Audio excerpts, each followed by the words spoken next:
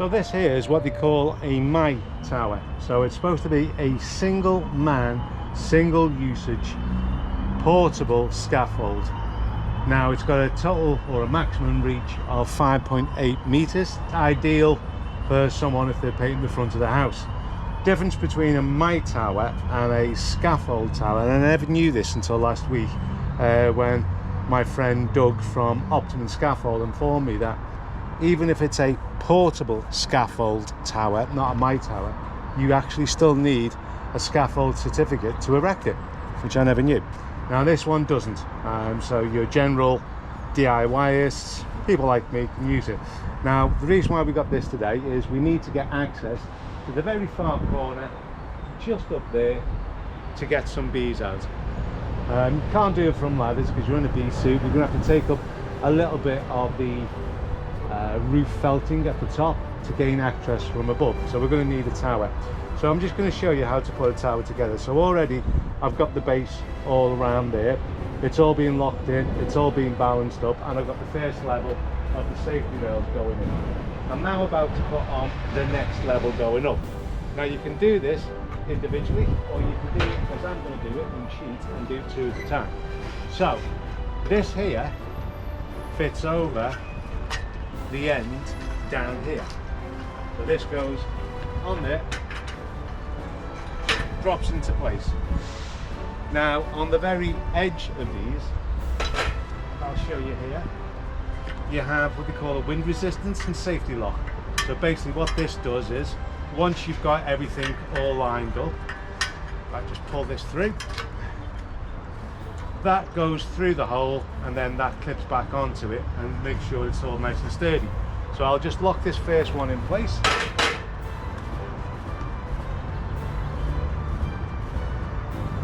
So that bolt goes through the hole, and then you lock it down using the red tag. Goes through there, locked down using the red tag, and the same on the opposite side.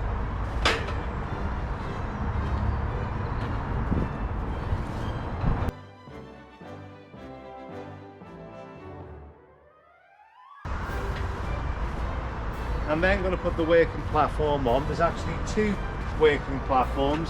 This is the first one, and then you've got a second one. Obviously we're not going to be going up that far, we're only going to be going up another level, so I don't need an additional working platform.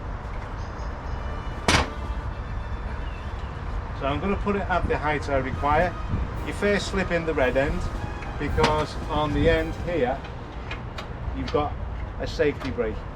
So that safety brake there clicks over and locks it into place and stops it from moving. There's also a little hatch button here, so if you pull that, you open up the hatch so you can climb up the inside of the tower to gain access to the platform. So that's just going to go up and on there.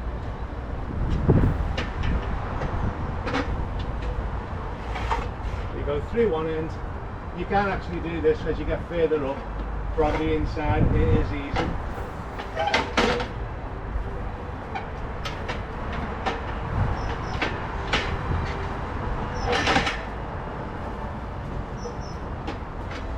There we go. That's all locked into place. As you can see, it's still a bit wobbly and unstable. So I'm just going to put on another side rail.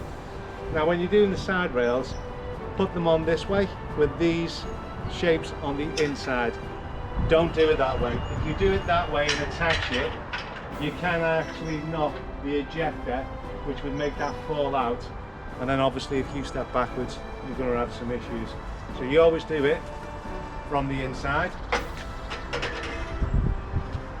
and lock it in place like so. Now, obviously this is where it becomes a one-man job. You would normally think, well, someone's going to have to go up there and then someone else is going to have to pass things up. Not necessary. So you have these little bars here. You extend them bars. What you do is you put on the next level. So that'll be the next level going up there. That'll be the next level going up there. Same on the reverse side.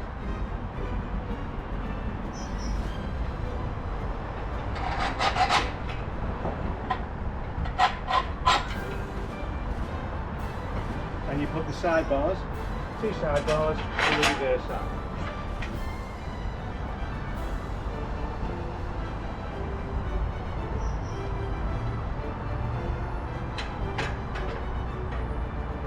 Now before we do anything else, I'm just going to bring it over a little bit. I can see I'm going to hit the actual top of that with the side rail, so I'm just going to move it over slightly. So if I take the brakes off,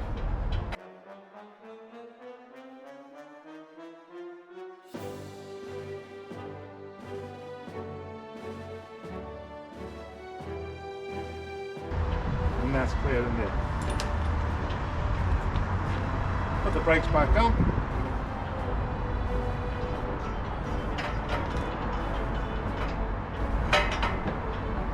Back on. Now before I go up another level, I'm going to put a stabilizer on. Now these are the stabilizers. They literally come off at a 45-degree angle from the actual platform. They're locked in place using these to lock it into place. Now when you stretch out the stabilizer, you'll see that there should be a little note on there. So once you get to that red bit there, you'll see the sign stop, which means you've gone too far. So you want it, the maximum, to be there. Have it at the maximum, not the minimum, because you'll get, and if I show you quickly, if it's on a minimum, this will be in a lot closer, it'll be less stable. If it's further out, it'll be at a maximum and it'll be more stable. So always try and get it out to as much of the maximum as possible. Now these are easy to stick on. You just attach them around top of the scaffold there, lock the first one in place.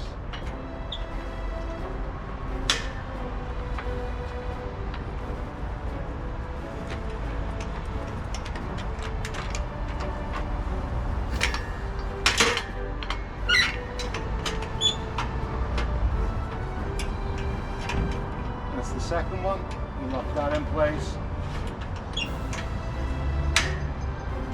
And then you release the leg.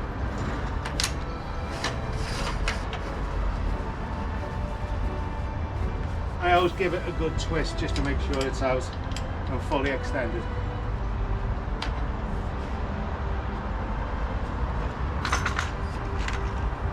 Do the same on the rear.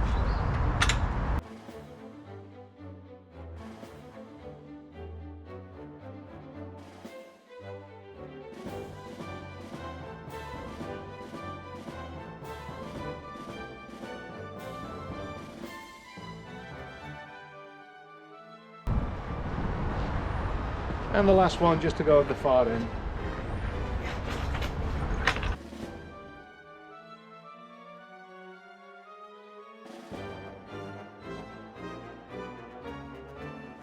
Right. As you can see, that is a very, very stable working platform. So I'm going to get inside now, put these top bits on to get us up to the right height that we need. So what we'll do afterwards is I'll move this one so I can gain access, say crawling on the floor, because you're about to see me crawl underneath the floor. Or you can go up the side, I suppose, since it's nice and stable.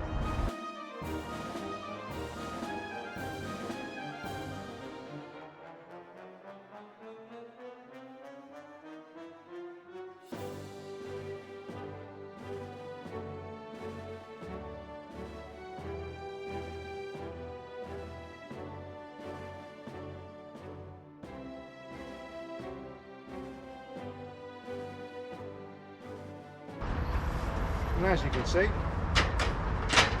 that's a real stable platform. You're not going to go anywhere on that.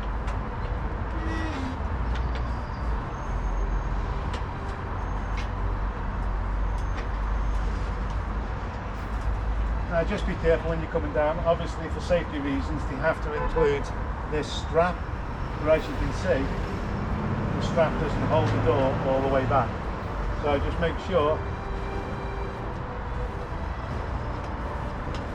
you don't let that bang down on your arms.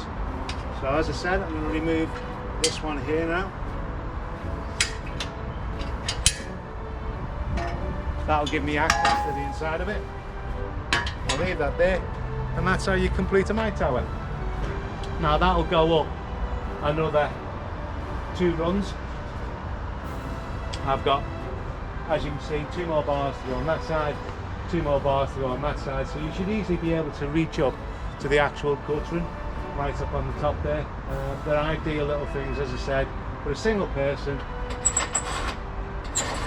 If you're doing anything electrical work, you're using screws and nuts, there's this safety bar. Now this safety bar goes in and sits on the actual working platform. So you will just fold it, put it in there, and then you just lock it in place, use the safety rail. So if you're working up there and you've got things like screws, nails or something like that, and you're just a bit concerned about dropping someone's head, that's what you put in place to stop that from happening. So, as I've mentioned, they're very easy to put up together, but just to recap, when you're installing the sail rails like these, make sure they go in this way round, not that way round, because that there's the safety release. If you put it that way round, the chances are someone could knock into it, you could move it, and then that safety release comes undone and you fall out the back of it. So that's the first and most important thing. Secondly, you actually use what they call windlocks by Hanley.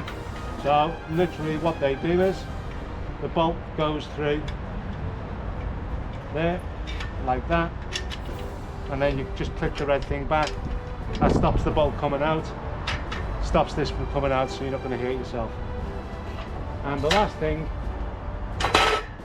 make sure you use the stabilizers at the maximum length, and more importantly, make sure it's all level.